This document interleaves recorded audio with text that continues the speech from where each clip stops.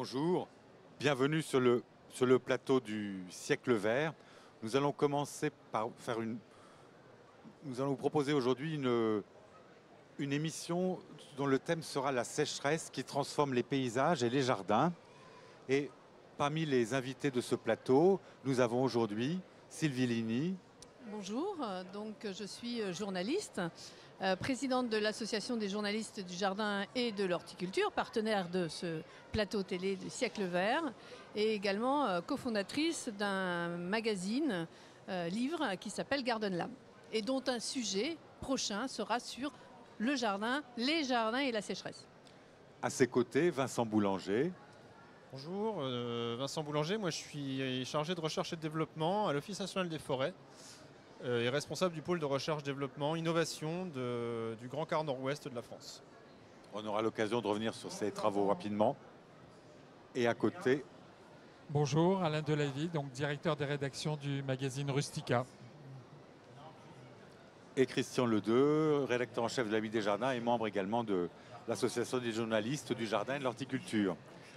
Donc, en fait, la sécheresse, ça concerne effectivement tout le monde, mais on a dit dans le titre du sujet paysage et jardin. Et en fait, on va commencer par s'intéresser essentiellement à ce qui se passe aujourd'hui autour et dans le monde de la forêt. Et c'est pour ça que notre ami Vincent Boulanger est là pour nous parler des travaux qu'il mène à l'Office national des forêts.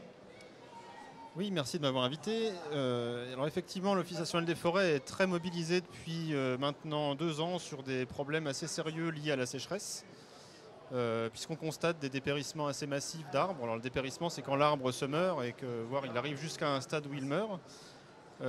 C'est pas un phénomène nouveau, mais l'ampleur du phénomène, elle, a quelque chose d'assez singulier. On a rarement noté des choses de pareille ampleur. Notamment dû au fait que les sécheresses interviennent par une succession de sécheresses et non pas de manière indépendante. On avait déjà des connaissances sur ce qui s'était passé suite à 1976, qui avait été une sécheresse très connue. On avait noté que les arbres avaient moins poussé, certains avaient un peu souffert, et d'autres événements de sécheresse plus récents, notamment des accumulations de sécheresse, nous conduisent à des phénomènes non seulement au niveau de l'arbre, au niveau des sols également, donc les sols dont les champignons se dégradent, meurent sous l'effet de la sécheresse dans des sols trop secs. Les bactéries également, donc les arbres sont moins bien protégés. Et en plus, ça favorise un certain nombre de parasites qui profitent de la faiblesse des arbres, ces fameux parasites dits de faiblesse, qui viennent accentuer l'effet de la sécheresse sur les arbres et à l'échelle des grands peuplements et des paysages forestiers. Alors, juste avant d'aller plus loin dans le monde de la forêt, Alain va nous rappeler quelques chiffres quand même intéressants. Oui, les sécheresses, on en parle de plus en plus. Donc on parlait de 1976. On va partir de 1976. Elle a été exceptionnelle parce que le temps a été court et il y a eu très peu de précipitations. Mais après, on a eu 89-90 qui, selon Météo France, a été la plus sévère des 50 dernières années en termes de déficit d'humidité du sol et de précipitations. Un petit peu plus proche, on a eu l'été 2013 qui a été particulièrement sec. Fin juillet, il y avait une 50aine de départements qui étaient en manque d'eau, en restriction. Et en septembre, on était passé à 80 départements en France. 2005, on a eu jusqu'à 70 départements affectés par des restrictions d'eau en août, et surtout dans l'ouest de la France. Encore plus près, en 2011, on a eu une sécheresse qui a été très précoce, puisque le printemps 2011 a été particulièrement chaud, et le plus chaud depuis 1900. Et après, on a été le plus sec depuis 50 ans. Et enfin, en 2018, la sécheresse s'est installée progressivement en été et en automne, avec des températures caniculaires. Et on a terminé l'année dernière, en 2019. Début juillet, les pluies ont été quasi absentes sur la moitié nord de la France. 2 épisodes de canicule se sont succédés. Et plusieurs villes ont connu des débuts très secs, les plus secs depuis le début des mesures chez Météo France. Donc en fait, on voit que depuis 20-30 ans, les sécheresses se sont succédées de plus en plus et avec des effets très forts un peu partout dans toute la France. Tout à l'heure, vous nous parliez de dépérissement. Comment ça se manifeste et que ça se manifeste physiquement où? Est-ce que quand on va se promener, ça se remarque particulièrement ou pas et à quoi c'est dû? Et puis, évidemment, dans un deuxième temps, qu'est-ce que l'on peut faire pour ralentir ou enrayer ces phénomènes? Alors, pour la première question, à savoir comment on voit qu'un arbre se meurt, comment on voit qu'un arbre dépérit. Alors, ça se manifeste principalement par le jaunissement, le rougissement des feuilles selon les essences, hein. Alors souvent les résineux rougissent, donc c'est les arbres à aiguilles, et les arbres qui ont des feuilles jaunissent de manière prématurée. Ça, c'est ce qui se passe dans un premier temps. Dans un second temps, il arrive que l'arbre ait carrément des branches qui meurent, des branches complètes qui partent. Et puis, ultimement, on peut constater la mort des arbres avec un certain nombre de phénomènes qui se sont succédés. Voilà, je vous ai dit, les branches finissent par mourir. L'arbre est moins bien alimenté en eau, et puis il peut également souffrir des parasites qui vont intervenir sur les arbres. Mais ça veut dire que ces arbres, ils peuvent mourir complètement ou c'est seulement quelques branches qui vont Non, souffrir? ils peuvent mourir complètement. Alors c'est compliqué parce que identifier comment un arbre meurt, on ne peut pas mettre un stéthoscope et puis voir que le cœur s'est arrêté. Ça ne marche pas comme ça, un arbre. Une plante, d'ailleurs, en général, ne marche pas comme ça. C'est assez difficile de savoir à quel moment l'arbre est mort. Et puis bien souvent, ce qu'on constate, c'est qu'une sécheresse, une année donnée, elle a des conséquences sur les années qui suivent pour l'arbre. S'il ne meurt pas tout de suite, notamment par rapport à la sécheresse de 1976, quand on a regardé les cernes des arbres, quand on a commencé à très grande échelle à carotter les arbres, à prendre des échantillons de bois des arbres pour compter les cernes et regarder quelle était leur largeur à ces cernes, on a constaté qu'on avait une perte de croissance de l'ordre de 20 à 30%, de manière quasiment généralisée, dans les années 77 et 78. Donc on suivit directement 1976. Donc là, ce qui nous inquiète beaucoup, c'est que ces dernières sécheresses, effectivement, elles se sont succédées quasiment les unes derrière les autres, donc l'arbre n'a pas eu le temps de récupérer dans les années qui ont suivi.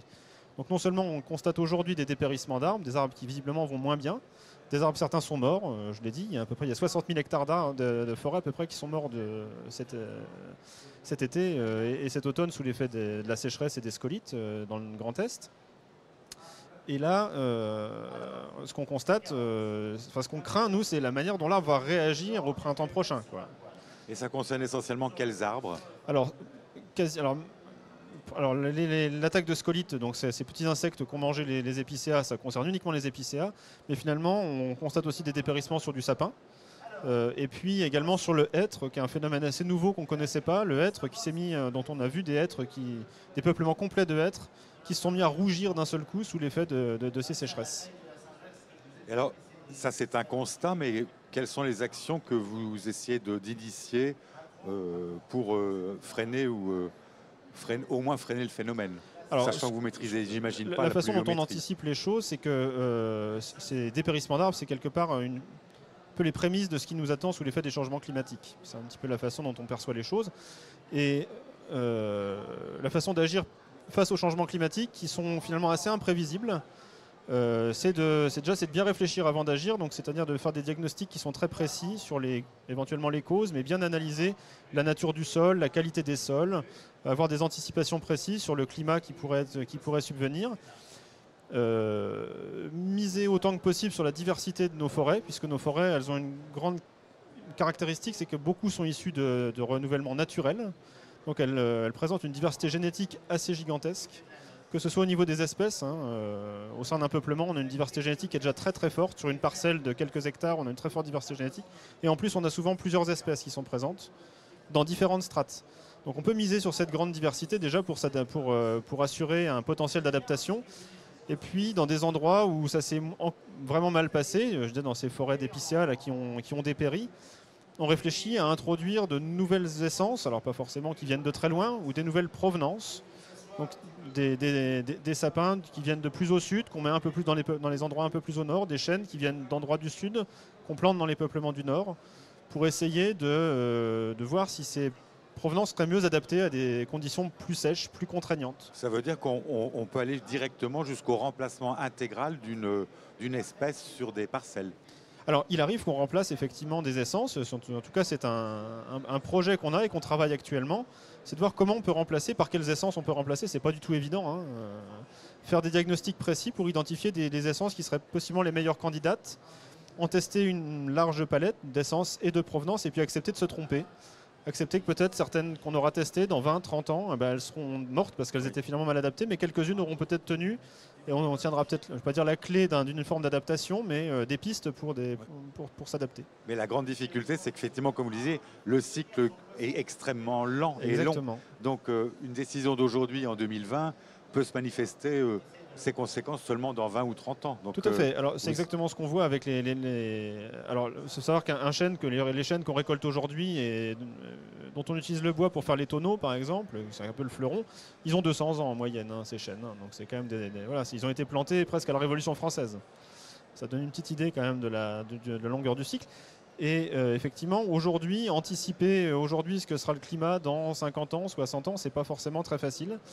Et c'est pour ça qu'on ne peut pas miser uniquement sur cette stratégie-là et qu'on a une stratégie assez diversifiée finalement, déjà en essence qu'on va tester, mais même en façon de conserver un couvert forestier qui va mieux garder l'eau dans les sols, miser sur des essences qui sont plus économes en eau, peut-être des techniques sylvicoles, alors c'est le nombre d'arbres qu'on va garder sur une parcelle, sont peut-être un petit peu plus économes en eau. Oui, donc c'est un ensemble de stratégies. Il n'y a pas de remède évident ni immédiat. Non, de toute façon, il n'y aura pas de remède. Il n'y a pas de remède miracle. Ça, c'est évident. Et non seulement il n'y a pas de remède miracle, mais en plus, il faut accepter qu'on va se tromper. Ça, c'est quelque chose qui est assez nouveau. Il y a deux choses qui sont très nouvelles, finalement, dans l'esprit des forestiers aujourd'hui. C'est d'accepter qu'on ne va pas replanter une essence qu'on vient de récolter. Voilà. Là où il y avait du hêtre, on ne va peut-être pas replanter du hêtre, on ne va peut-être pas régénérer le hêtre, ou idem pour le chêne. Il va falloir accepter de changer d'essence. Et puis accepter qu'on change d'essence et peut-être même on risque de se tromper. Et ça, c'est quelque chose qui est assez nouveau pour l'univers des forestiers. Alors ça, c'est un constat qui concerne effectivement plutôt notre environnement, le paysage, tout le paysage forestier, mais la sécheresse ne concerne pas seulement les forêts, mais concerne aussi clairement le jardin amateur, voire le balcon. Alors comment est-ce qu'on peut réagir aujourd'hui simplement par rapport à des phénomènes que, comme dans la forêt, on ne maîtrise absolument pas? Oui, et ce que vous voulez aussi préciser, c'est là on parle de sécheresse dans des zones septentrionales. Dans les zones méridionales et dans les zones méditerranéennes, cette sécheresse, elle est déjà, elle fait partie du paysage. Donc elle est beaucoup étudiée justement parce que c'est une forme de modèle que l'on pourrait étendre à d'autres régions. Et c'est vrai que les zones septentrionales sont moins habituées à ces épisodes de sécheresse. L'évolution aussi par rapport, enfin, tout au moins de ce qu'on peut voir dans les jardins, c'est que ce n'est pas pour autant un déficit hydrique sur l'année. C'est-à-dire qu'il pleut. Il pleut énormément et on le voit bien en ce moment. C'est juste qu'il y a une forme de resaisonnalisation ou de déstructuration des 4 saisons telles qu'on les connaît, avec, on va dire, peut-être une saison sèche et une saison humide. Alors, pas à l'échelle de ce que certains pays connaissent, certes, mais c'est un petit peu ce que l'on a l'habitude depuis quelques années de voir. Et donc du coup, au niveau à l'échelle du jardin, de revoir aussi la conception de ce jardin, de se dire, on a l'habitude, si on prend l'exemple du jardin d'ornement, on le veut fleuri à la belle saison parce que c'est à ce moment-là qu'on est dehors. Donc l'été, il faut qu'il soit impeccable et fleuri et coloré. D'où l'habitude de l'arroser aussi. Hein. Et là, aujourd'hui, ça devient un sérieux facteur limitant. Et on ne peut plus arroser. D'abord, il y a de plus en plus de restrictions d'arrosage aussi à cette période-là. Donc, c'est aussi de concevoir différemment le jardin, de considérer qu'il est bien au printemps, qu'il est bien à l'automne et que l'été, il se repose un peu, quoi. Donc là, Sylvie a soulevé la question de la saisonnalité, mais Alain, est-ce qu'il y a dans la gamme végétale ou dans les pratiques culturelles des bonnes idées à prendre ou à mettre en place dans son jardin? Oui, bien sûr, il y a des bonnes idées. Il y a déjà une idée surtout à ne pas prendre. Ce n'est pas parce que d'un seul coup, on a des périodes très sèches que l'on va installer les plantes méditerranéennes dans sa région. Parce qu'en fait, on est dans des régions plus septentrionales, donc les hivers sont froids. On peut avoir des coups d'humidité. L'humidité, on peut très bien avoir l'été prochain un été pourri, donc très humide. Et ces plantes méditerranéennes ne vont pas du tout apprécier parce qu'elles, cela correspond à leur période de repos, de dormance. Donc en fait, on ne peut pas substituer d'un seul coup en étant sûr que les lavandes et d'autres plantes beaucoup plus méditerranéennes vont vivre plus au nord. Donc ça, il faut enlever cette idée de sa tête. C'est pareil, on a en ce moment un hiver très doux. Donc on ne va pas se mettre à cultiver des cactés dans la moitié nord de la France. On peut essayer, mais c'est une catastrophe assurée. Donc ça, c'est la première chose. Après, oui, il y a des choses à prendre. Il y a à la fois des variétés et des techniques culturales. Donc les variétés, on peut effectivement prendre des variétés plus résistantes. Et dans la gamme des plantes horticoles, par exemple, on a beaucoup d'arbustes qui sont plus adaptés à moins d'eau. C'est aussi les planter Aujourd'hui, les jardiniers plantent au mois de mars, avril. Allez, d'un seul coup, on a envie du printemps, on fonce et on va planter. Et c'est la pire des choses à faire puisqu'en fait, on arrive tout de suite sur l'été. Donc les plantes ont à peine le temps de s'enraciner. Elles sont encore fragiles, il faut les arroser et malheureusement, on manque d'eau. Donc il faut prendre l'habitude, revenir aux bonnes traditions. Planter à l'automne, c'est quand même l'automne ou l'hiver quand il n'est pas trop froid, pour avoir ces arbres et ces arbustes qui se sont bien enracinés. Les plantes vivaces, c'est pareil. Même si on peut le faire là maintenant, bientôt dans les semaines qui viennent, faites-le plutôt à l'automne. Et puis pensez à pailler. Donc en fait, c'est pas tellement la gamme des... On va éviter bien sûr les grandes soifardes. Moi, je suis un Parisien. J'avais l'habitude de cultiver des impatiences pendant l'été pour avoir une profusion de fleurs, mais l'impatience n'aime pas le temps très chaud, très sec. Donc depuis des années, c'est une catastrophe. Elle est attaquée par ces araignées rouges, les thrips.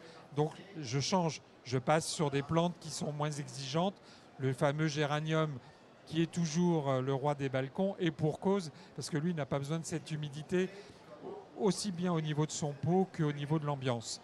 Donc voilà, c'est à la fois choisir des variétés qui naturellement ont besoin de moins d'eau et adopter toute une gamme de techniques qui sont adoptées dans les jardins méditerranéens, dans des jardins plus encore au sud, et que on va redécouvrir ou réutiliser et récupérer l'eau quand elle arrive. C'est vrai que dans le climat méditerranéen, on dit bien que septembre, c'est le deuxième printemps pour des raisons évidentes, c'est les orages d'automne. Mais effectivement, l'eau, Sylvie soulignait tout à l'heure qu'il y avait également des contraintes, et cet été, sans risque grand de se tromper, il est évident que dans de nombreuses communes et régions, des interdictions vont de nouveau intervenir. Mais alors, ça veut dire qu'il faut peut-être aussi changer de nos habitudes, parce que le gazon, qui est quand même présent dans la majorité des jardins, pose des interrogations quotidiennes à ses propriétaires. Qu'est-ce qu'on peut faire? Voilà, effectivement, là, la recomposition du jardin s'impose. Le gazon, c'est plus la première chose à faire dans un jardin. Et de plus en plus de paysagistes travaillent sur ces substituts du gazon. Bon, il y a aussi un pépiniériste dans le sud qui est particulièrement connu pour ses connaissances des plantes méditerranéennes, qui s'appelle Olivier Philippi, qui travaille depuis très longtemps sur l'alternance au gazon. Et qui fait heureusement des émules. Et qui fait heureusement des émules. Mais il y en a plein d'autres. En Angleterre, on travaille sur ces jardins-là et on travaille les jardins de gravier. Donc d'avoir aussi une autre manière de concevoir le jardin, c'est plus forcément son carré, son tapis vert, mais ça peut être aussi un jardin dans lequel on déambule au milieu de gravier, et puis la végétation qui colonise un peu pas de manière anarchique, mais un peu plus naturelle. Puisque en fait, la finalité quand même d'essayer d'avoir cette adaptation à la sécheresse, c'est d'avoir le jardin le plus autonome possible. Le plus autonome, et puis d'avoir aussi des techniques qui, par exemple, quand on fait un semis de salade, la salade demande beaucoup d'eau, mais des salades qui ont été semées et juste éclaircies sont plus résistantes à la sécheresse que des salades qu'on a repiquées. Je ne sais pas si en forêt c'est pareil, si les arbres qui sont plantés sont plus fragiles, mais on a ce mode de fonctionnement que l'on devrait adopter de plus en plus. Oui, tout à fait. Il y a une certaine fragilité des arbres plantés par rapport aux arbres qui soit se sont ressemés par eux-mêmes, ce qu'on appelle la régénération naturelle, qui est une technique qu'on continue quand même à promouvoir là où c'est possible. C'est pour des raisons purement économiques. C'est déjà beaucoup moins cher de récupérer la semence directement quand elle tombe des arbres, plutôt que d'aller élever des plants et venir les planter. Et en plus, ils sont assez fragiles. Et là, on a noté notamment sur 2018-2019 encore des forts taux de mortalité dans les plantations qui ont été posées. À l'automne 2017 et à l'automne 2018, les plantations qui ont été faites, elles ont en général beaucoup souffert des saisons sèches qui ont suivi, là, voilà, avec des taux de mortalité de l'ordre d'un plant sur deux qui sont bien supérieurs à ce qu'on connaît d'habitude. Donc ça veut dire que la sécheresse existe, ça va exister, le changement climatique, on peut difficilement lutter contre, mais qu'il y a quand même visiblement des possibilités, des espoirs que le jardin se manifeste. Donc on aura certainement du mal d'aller plus loin aujourd'hui parce que notre émission va bientôt s'arrêter. Merci de votre intervention, mais je crois qu'en un mot, il faut dire non pas vivre la sécheresse, mais apprenons à vivre avec la sécheresse et toutes les conséquences. Et comme pour l'aspect comme dans d'autres aspects du jardin et ailleurs dans le monde du très large paysage, que tout est possible, il faut juste apprendre et accepter des conditions particulières. Merci à tous et puis à très bientôt pour un nouveau plateau du siècle vert.